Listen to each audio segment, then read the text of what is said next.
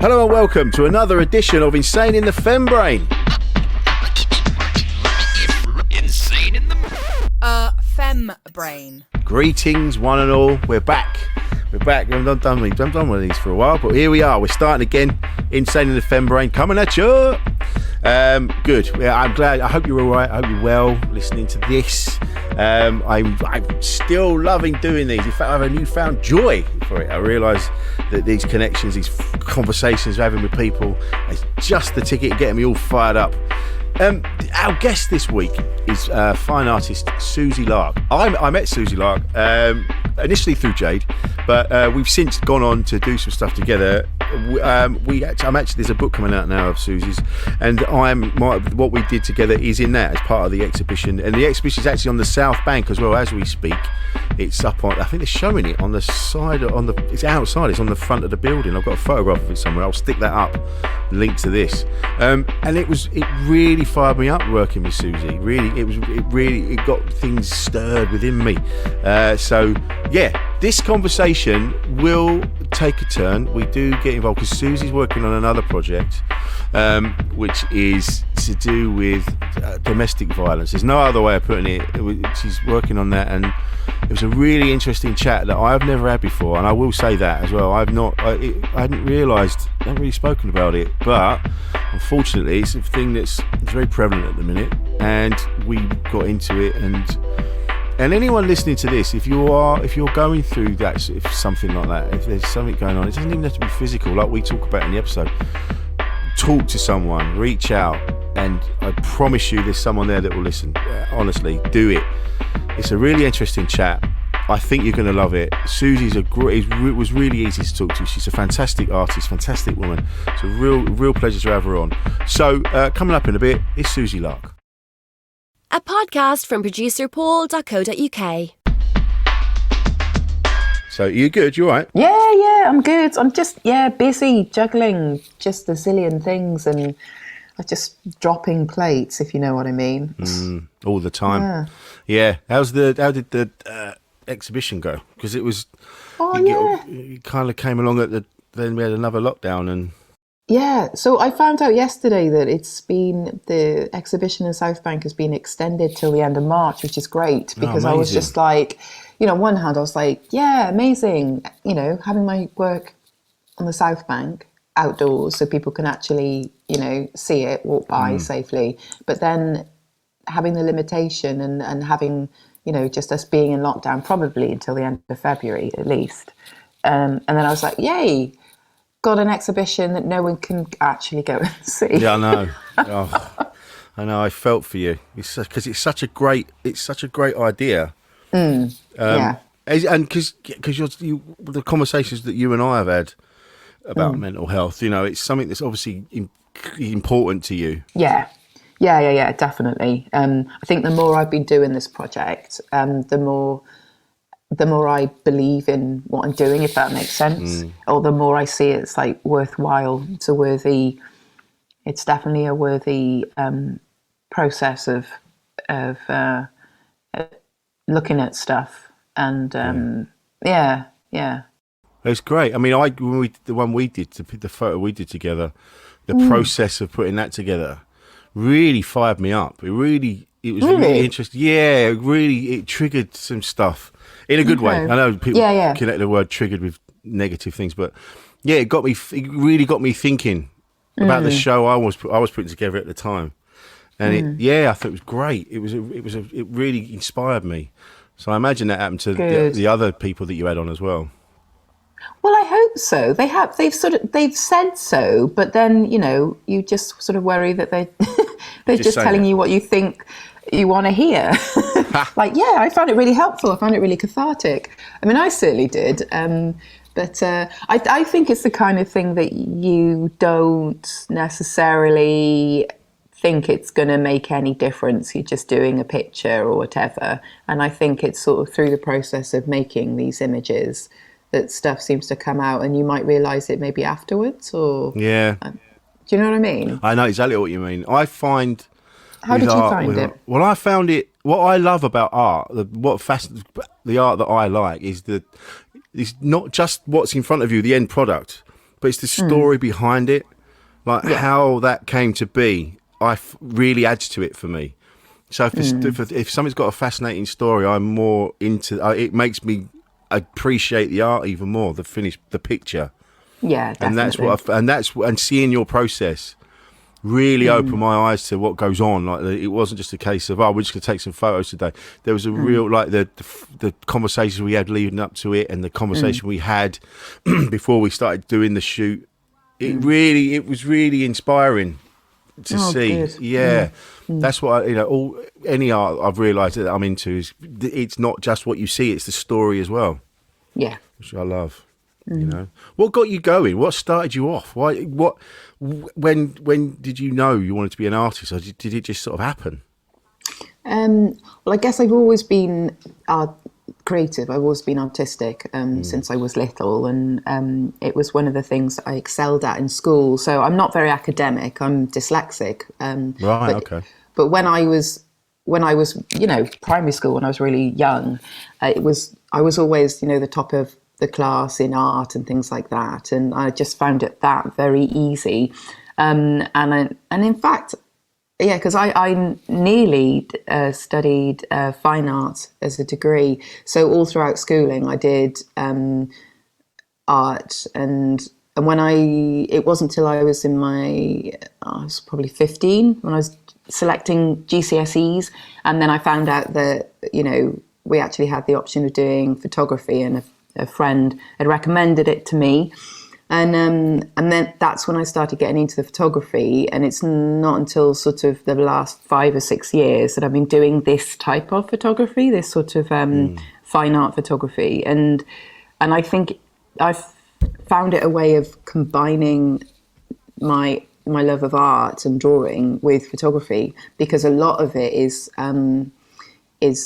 of the process is in the computer, is in the post-production, is editing, is putting different pictures together and then kind of sewing them together in Photoshop, and maybe adding a little bit of, I don't know, effects or lighting, but it's always really simple. So it's not that I'm a master at Photoshop, because sometimes people think that I am, and I'm like, no, no, really not. I just keep it really simple. And then I know I've self-taught, so I know what the bits that I know well, because I've practiced them again and again and again. And I just, But I think, the creative thing has always been in me. I guess it's in my family. 2 of my brothers are musicians, and my mum was quite creative. She was into art and music as well. Yeah, right. Okay, so it's always been there. Just yeah, I know what you mean. Like my dad he went to art school, and so subconsciously there's always been art and literature and things that people might necessarily they might sort of put as outside of the regular 9-to-5 job thing. Yeah. So I always was aware there were other options, artistic options. Mm-hmm. But how did you become aware? I've never really had a chat with someone about dyslexia before. I've realised I don't know much about it. Is that what was happening to you that made you think, hang on, something's up? Well, I guess, as I say, when I was in school, I wasn't very academic, but I was quite a nerd, and I really am conscientious, so I would work really hard and sort of struggle to get a B. I would never get very high marks, even when I'd studied and studied. But it didn't get picked up on in school or throughout my schooling. And I guess as well, because I'd taken, for A-level, for example, I did art, photography and psychology. So, of course, with the art photography, they were mostly practical. So, again, it didn't get picked up on until I went to university. And because I was in an art college, I went to Falmouth College of Arts. And thankfully, they do a sort of screening of all the first years, because apparently it's really common amongst creative people, artistic people. And they do this process of screening art students now, which is great. They there was a woman that I remember her coming in and giving us a talk about it and saying that, there's just so much stigma that's attached to it. There's lots of misconceptions that surround dyslexia, and people think, people are just a bit slow or whatever. And they were talking about like the campaigns to try and get it changed, the name changed to, now, I can't remember this part of my dyslexia, whether it's right-brained or left-brained. So it's because you use predominantly one side of the brain, which is more to do with emotions, is to do with creativity, and the other side of the brain is more logical and stuff like this. And dyslexic people have problems with processing information from short-term memory to long-term memory. And that's often what causes them problems when they come to revising for exams. And they're trying to sort of help university students at that level, help them develop better ways of studying and things like that. So that's when I found out it was the first year of uni, and I thought it was great. It was like winning the lottery, because all the people that got diagnosed with dyslexia were given a free computer by the local authority. So I was like, woohoo!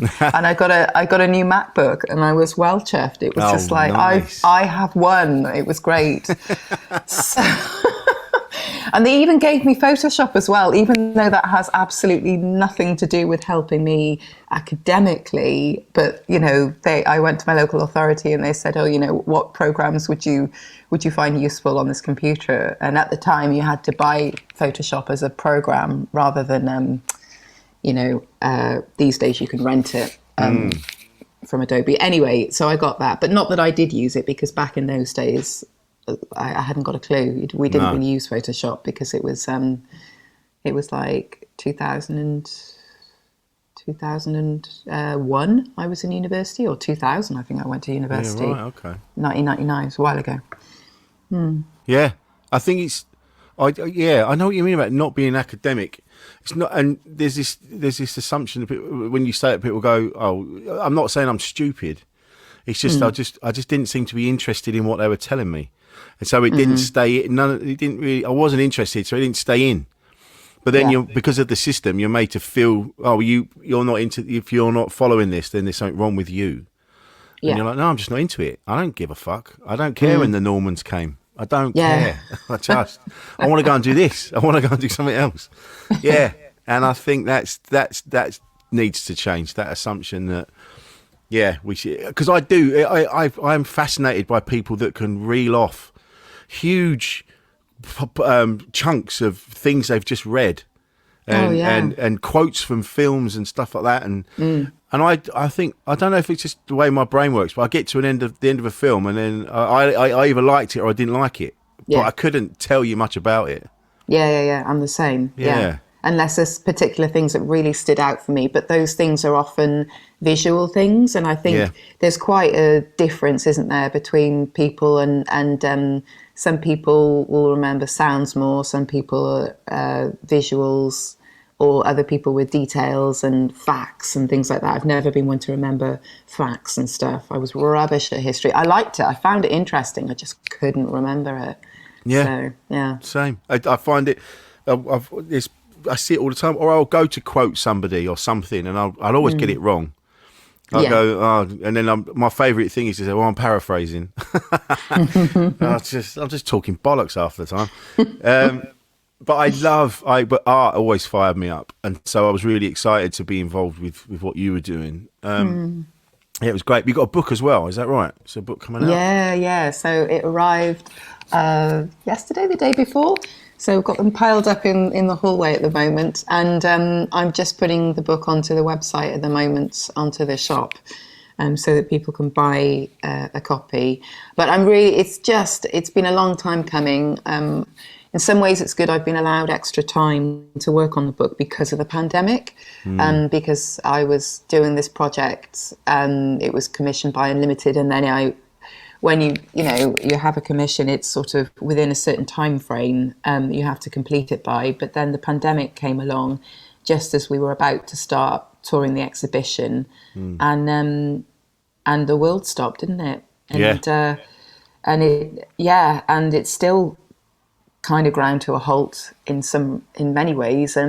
But the silver lining was that I was allowed more time. I was allowed to, very carefully, I was allowed to keep photographing some people locally, at a distance or outdoors, and I got some more images for the book, and we've added some bits that are sort of to do with people's responses to coronavirus and the lockdown, and I'm really pleased with it. I really am.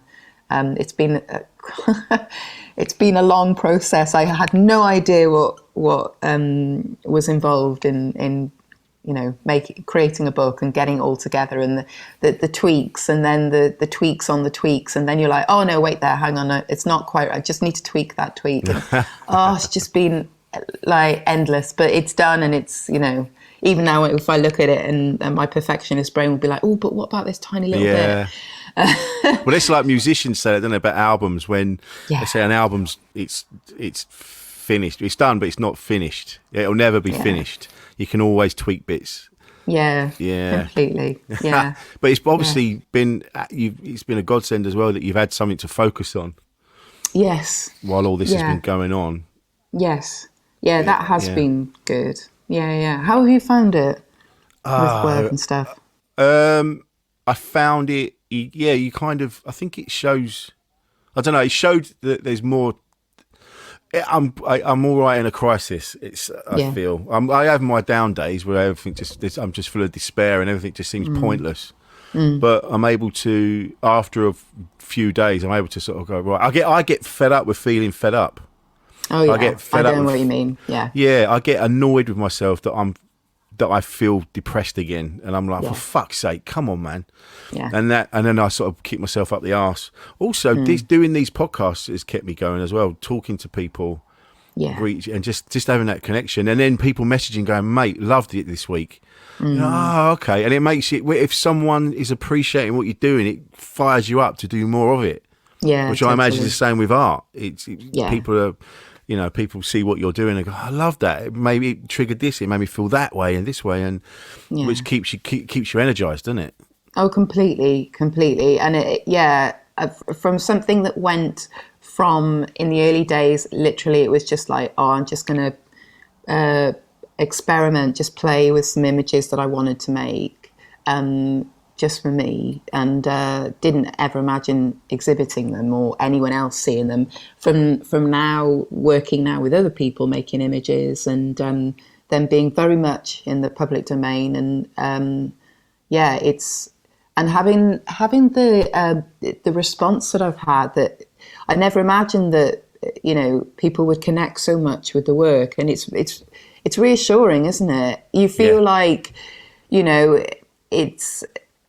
You're doing your kind of bit to be a bit open. Like, I found it quite daunting at first to sort of put myself out there. I was very hesitant to do my first exhibition and the photographs of my self-portraits and put myself sort of out there like that was really scary, and it made me feel quite vulnerable at first. But then when it was kind of there on the wall, and I was like, okay, it's not that bad actually, it's all right. And I think that if you are, you must get this as well, if you're in a position where you're promoting open conversation about mental health and kind of owning that stuff and people being open about it, then I suppose you've got to take your own advice, and you've got to be open yourself. Because you can't really be sort of promoting this stuff, I don't think, unless you're prepared to do it yourself,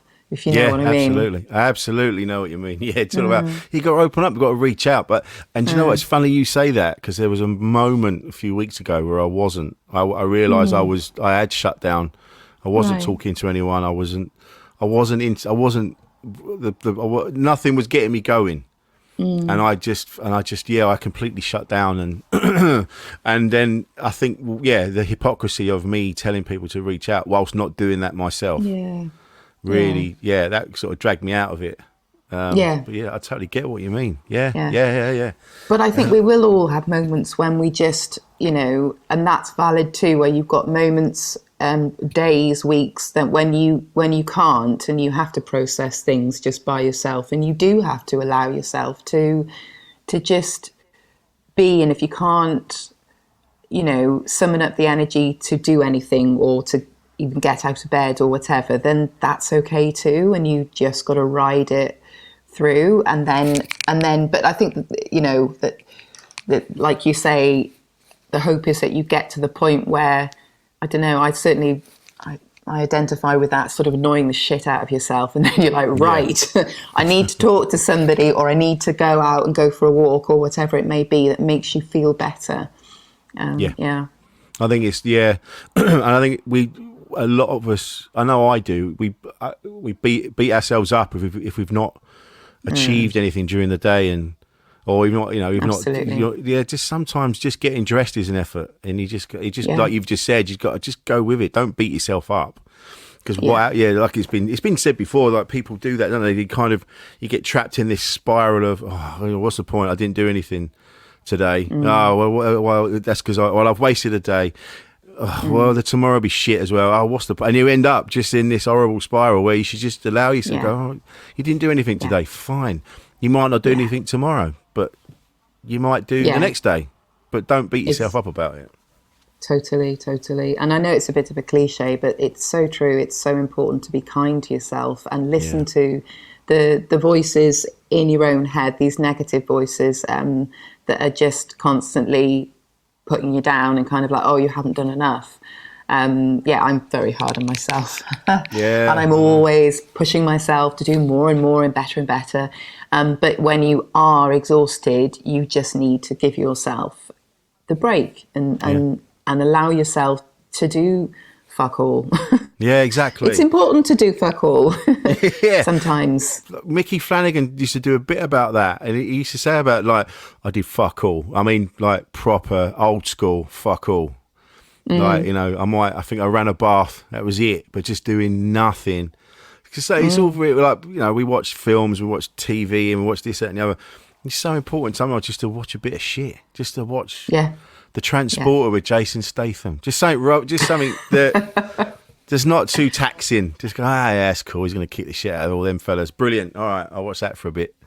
Allow yourself to do that. It's important. Yeah, absolutely, absolutely. Totally. Yeah, I see. There's a new gallery opening in Cardiff.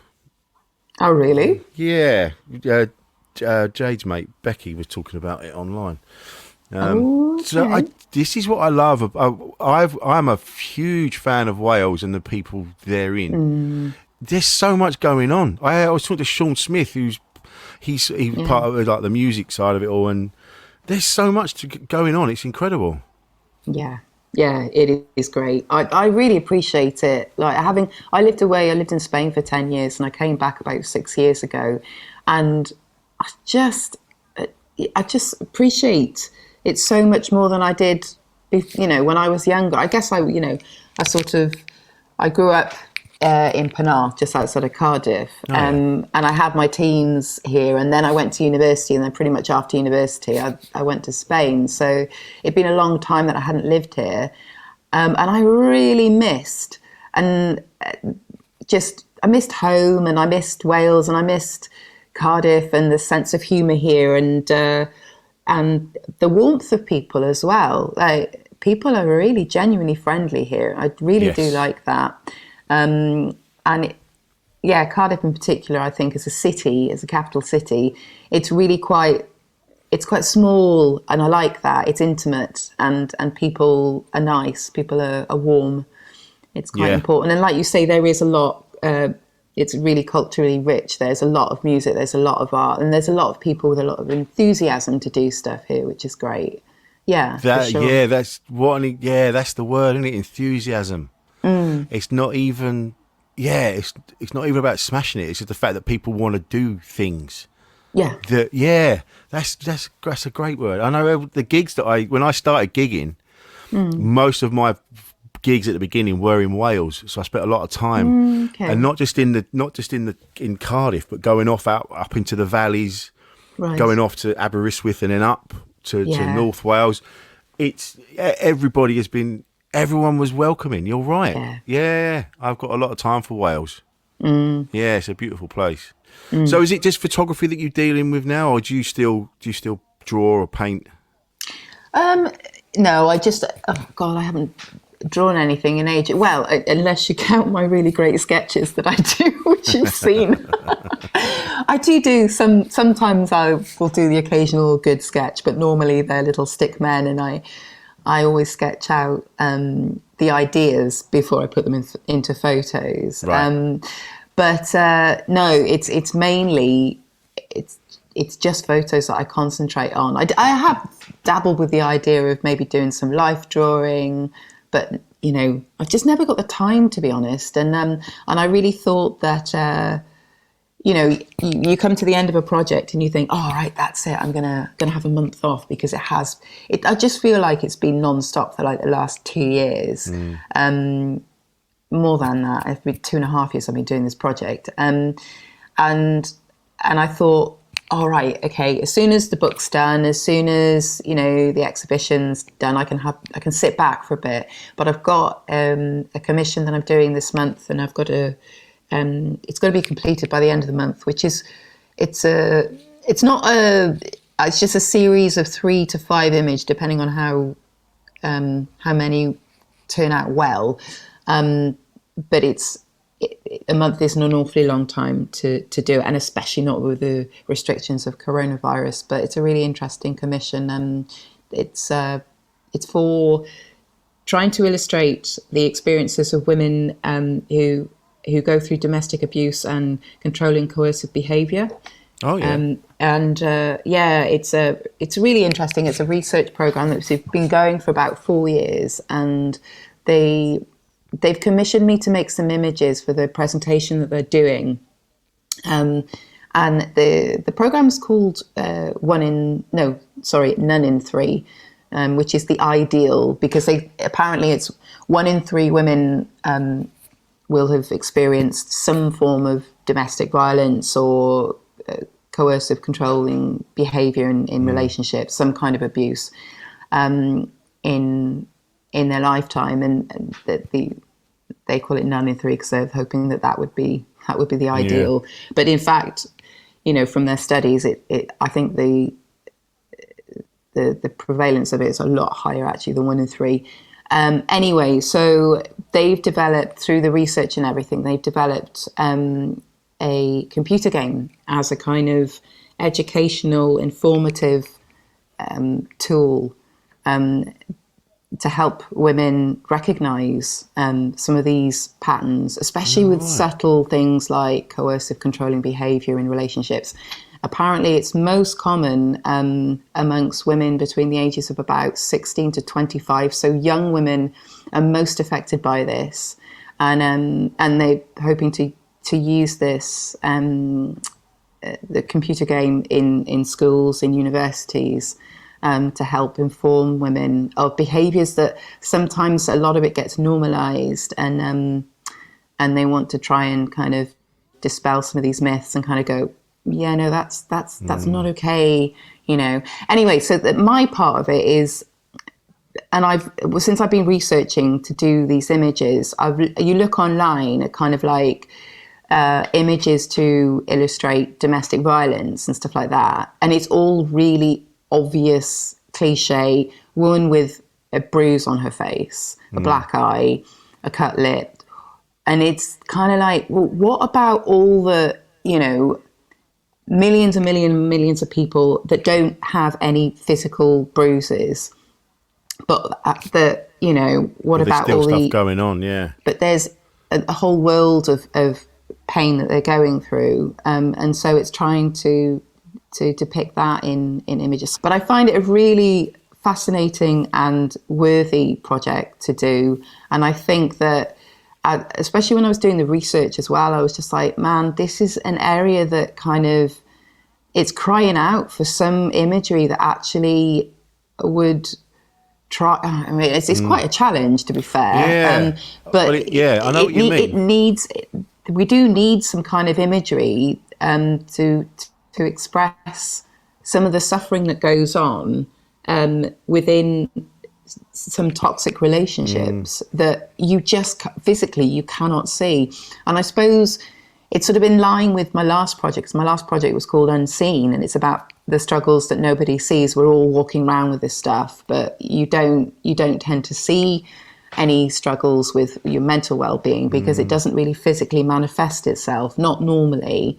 It can do, but normally it's all hidden away, it's invisible, and so is the effects of domestic abuse. Often it's not physical, you can't see it, so it's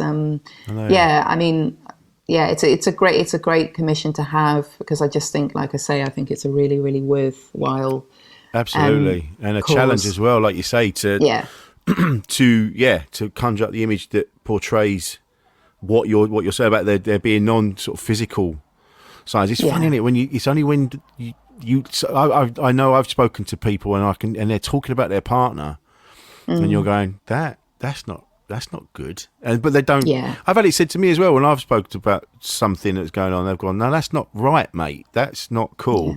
And there was some stuff a few years ago, and they were talking about domestic abuse, and it's not just getting knocked around. It's things like like them going through your phone, them telling you what you can and can't do, and things like that. And that's what you're talking about now, isn't it? Is that the non-physical stuff? Yeah, and the stuff that very much gets normalised, especially in the younger generations.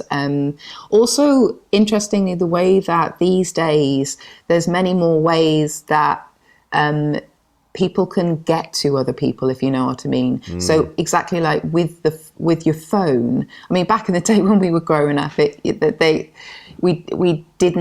could go home and close the door, and that would be it. And you wouldn't have. People have a lot more access to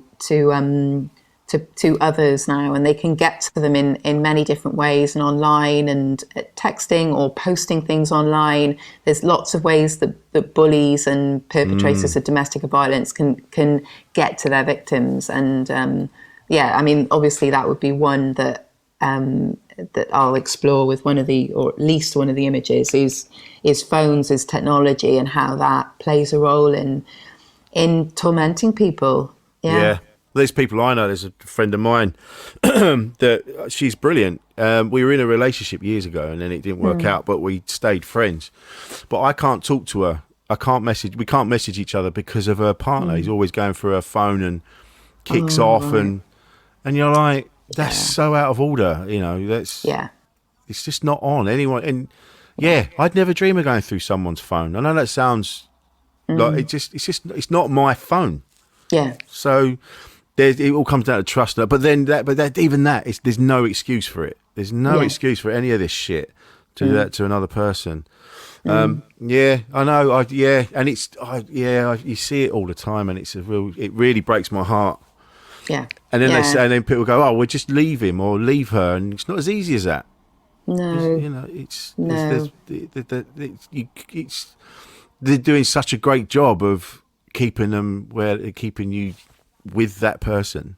And you start to blame yourself. And I think that's the thing is like the women that have commissioned me, they've sent me some of the reports and stuff to read through, and I've been.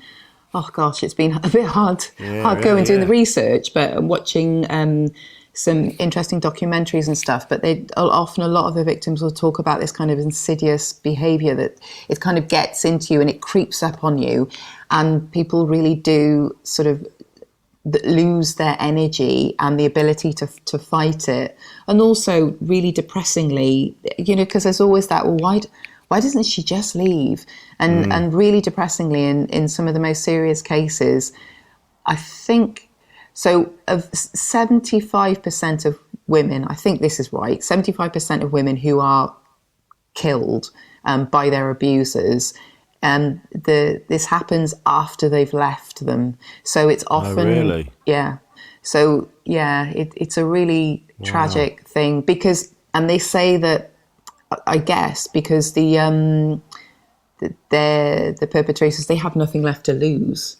So once that woman or man, in some cases, has left, then that can really that's when they can be at their most it's the most risky. Yeah, I think which is depressing. that's awful. It's funny. There's a friend of mine that went through some stuff with a guy, and when she eventually left him, she's not been, nothing awful has happened since, but he just, so she was showing me the messages from him, and it was a controlling man losing control, and you could just see him unraveling, and he was all these threats, and he was talking about lawyers. He's going to do this. He's going to do that. And I'm going to sue you. I'm going to do this. And she was saying me, and she was panicking. She's like, what am I going to do? I mean, just fucking ignore it. He's not, he doesn't, all of this is a man losing control. That's all this is. If you could just ride this shit bit out, you'll be in such a better place. And she's in a much better place now. She went to the police and put the complaint in and said, look, and they got in touch with him and said, yeah, what you're doing is abuse, and you can pack it the fuck in, mate. Yeah. But but people just don't, do they? They've been pushed to a place where they just feel it's their fault. Yeah. They feel there isn't anywhere to go. So this work you're doing is so important. So important. Yeah. That's. I know it's hard for you. Like you say, you've got to look at the reports, and it's heartbreaking to find out that another human being is capable of doing that to someone. Yeah. That awful side to humans that we've all got in us in some degree, But it's such a shame, isn't it? Yeah. Yeah, and tragically, it's a lot more common, since lockdown as well. Oh God. Cases of abuse and domestic violence is worsening because of the stresses of lockdown, and people who aren't safe in their home, who used to, they used to be able to just go out and walk about and not be in the house all the time, are stuck in with the nightmare. But anyway, that's awful, nice and cheery thought for. We haven't. This is the thing. I haven't really. Morning. Yeah, but I haven't really had that conversation. Actually, we've never really spoken about that before, and it's through you doing your work.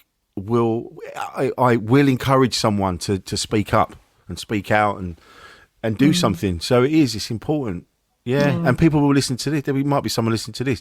Yeah. And if you are listening to this, and this is there is hope. There is hope. There are options. You're not just trapped in this forever. Reach out and speak to someone. There will be someone there. Yeah, definitely. And also, I think important to note that you're not alone, because I think this is very, very common. Scarily common. When I was chatting to the women who run the program, it's very common. But as you say, there is hope because things can be done, and just reaching out and getting help is the first. I suppose first off as well is kind of recognizing yourself that this is not okay. Yeah. And then, because it's hard to accept that sometimes, because you're in a relationship, you're very attached, you love that person. And you don't want to admit to yourself that it's not healthy, it's not a good relationship, and that it's toxic. So it's really hard to accept that in yourself. I think that's the first step. And then it's kind of, once you're really honest with yourself, take a step back and look and think, no, this is not okay. This is toxic. And then the next step is, like you say, is getting in contact with someone, reaching out to friends or family, and and asking for help. Yeah, absolutely. Because there's always that conversation of, but he loves me, that's why he does these things. It's not love. It's not love at all.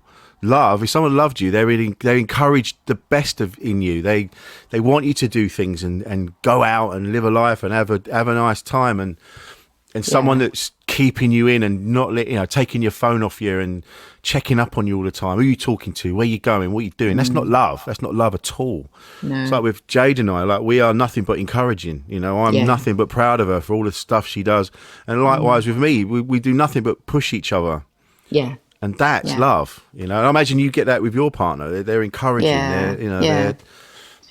Max is great. I think it just reminded me of something I read yesterday, though, because the perpetrators of domestic violence and controlling behavior and things like this, they often will use the excuse of, I had such a difficult childhood, it's not my fault because I've had a really rough time growing up, and it's hard then for a caring person to kind of rationalize that and think, no, but this isn't right. And often, women will think, especially an empathetic person will think, it's been so tough for them, and it's not them doing this, they've just had a really rough time growing up or whatever. But the point is that is, at the end of the day, only an excuse, and it's the person not taking responsibility for their own behaviour at the end of the day. That's the bottom line, really. So I think the point is, don't take that as an excuse. There is no excuse for that kind of behaviour. There just isn't, full stop. Yeah, I mean, it's that Jade and I have that conversation all the time. Yes, it's awful that awful things happen to you when you're a kid, but then you don't get to just barrel around the rest of your life taking it out on everybody. Exactly. It's awful, but there's help. There's help for you as well. If you're the perpetrator of domestic violence, there's help for you too. Totally. It's like you say, taking responsibility and recognizing that in yourself, which is not easy. It's not an easy thing to do. No, of course not. It's you just, because you want revenge, or you want, not revenge, but you want some kind of, you want the pain that you suffered. You want that something to happen. Do you know what I mean? I need to speak to the reason this happened, and I want it sorted out. And I don't know. It's a tricky one, isn't it? But you can't just go, my childhood was shit, therefore I'm going to knock you around the flat. Yeah, no, I know. I mean, who knows, what the root cause or why they do it. But I mean, I've read and heard some truly horrific stories, and you wonder how anyone could do something like that to another human being. But as you say, it's whatever has happened to that person growing up. It is never an excuse to inflict violence or fear on another person or control. I think it is about, like you say, about the perpetrator is them getting help for themselves. Yeah, totally. I think that's it as well. It's that it's that assumption that because of you're behaving badly, there's no help for you. There's help for everybody on all sides, and that's it's a tricky one. But at least at least you're doing something.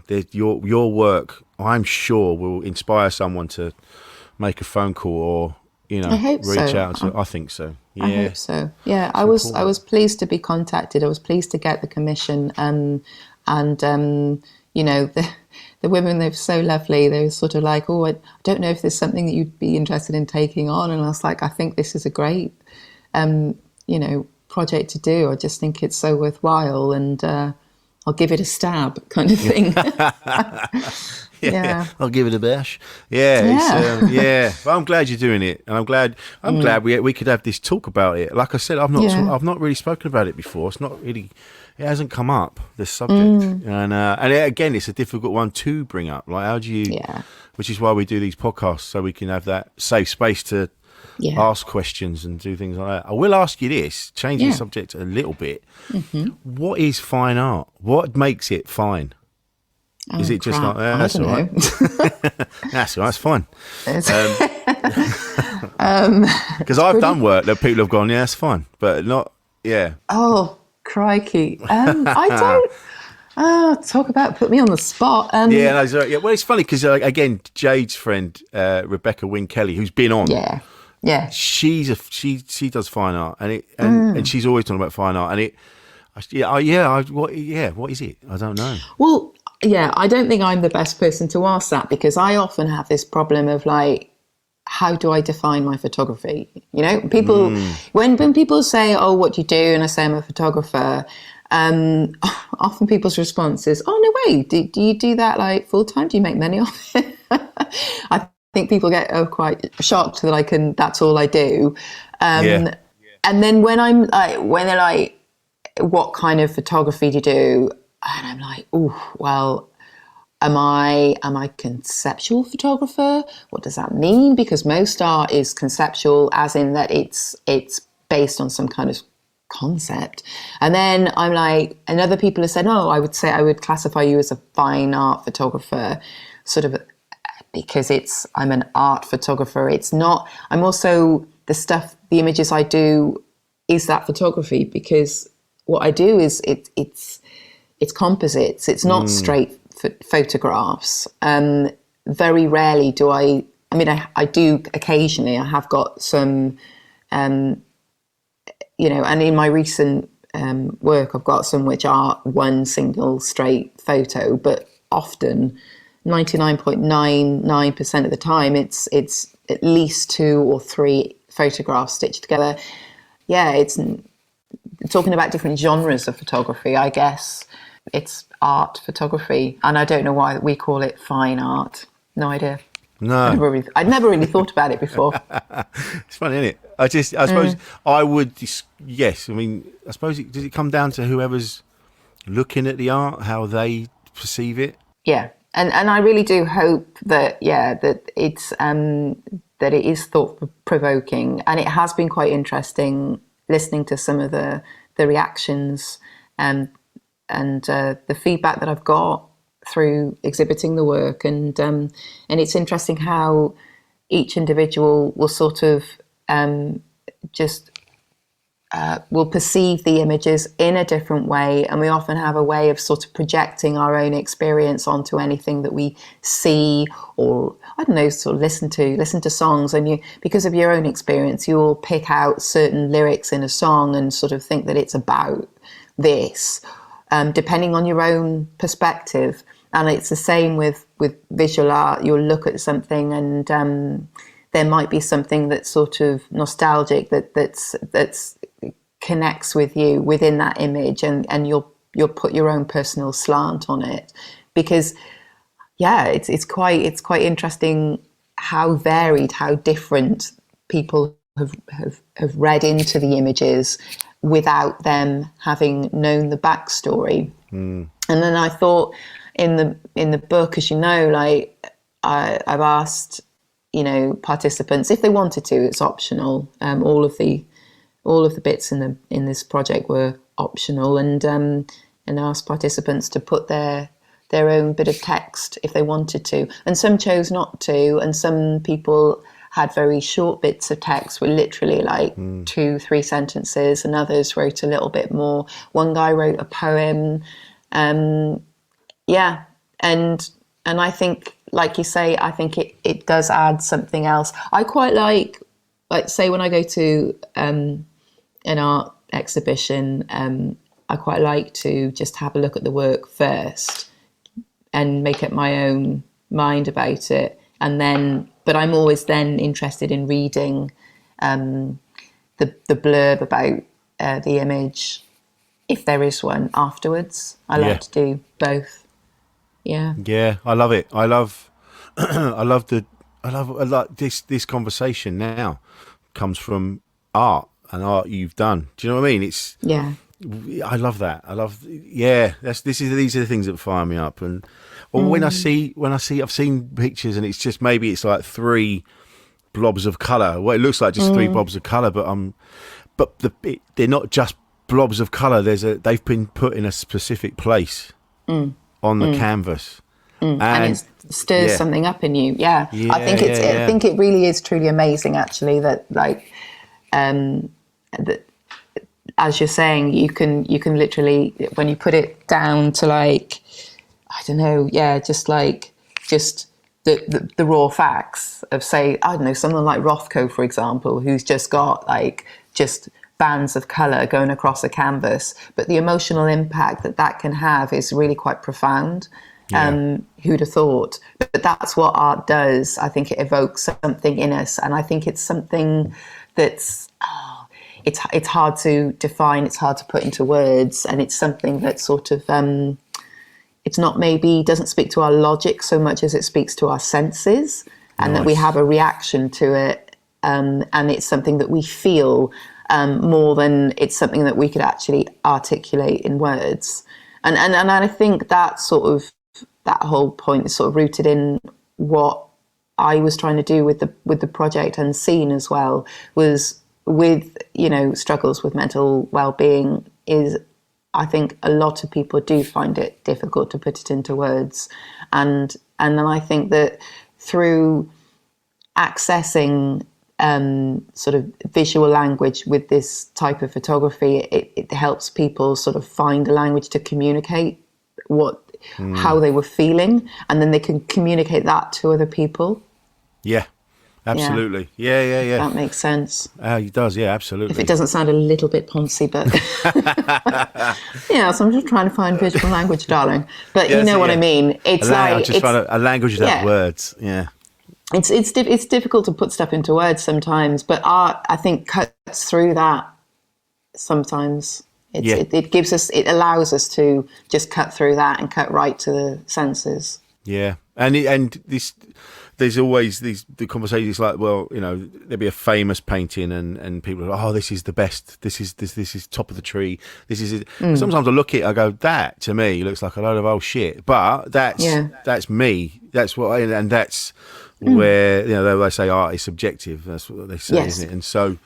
Yeah, don't be worrying about what other people think. If you dig something, good. So it's good. Yeah. Don't worry about anybody else. Yeah, that's great. Totally. I'm glad you came on. This has been great. It really has been a nice chat. Thanks for inviting me. It's been my great. pleasure. My pleasure. Thank you so much. Where can we find you online and things like that? Okay, so online, I guess my website is just SuzieLarke.com. So it's SuzieLarke.com.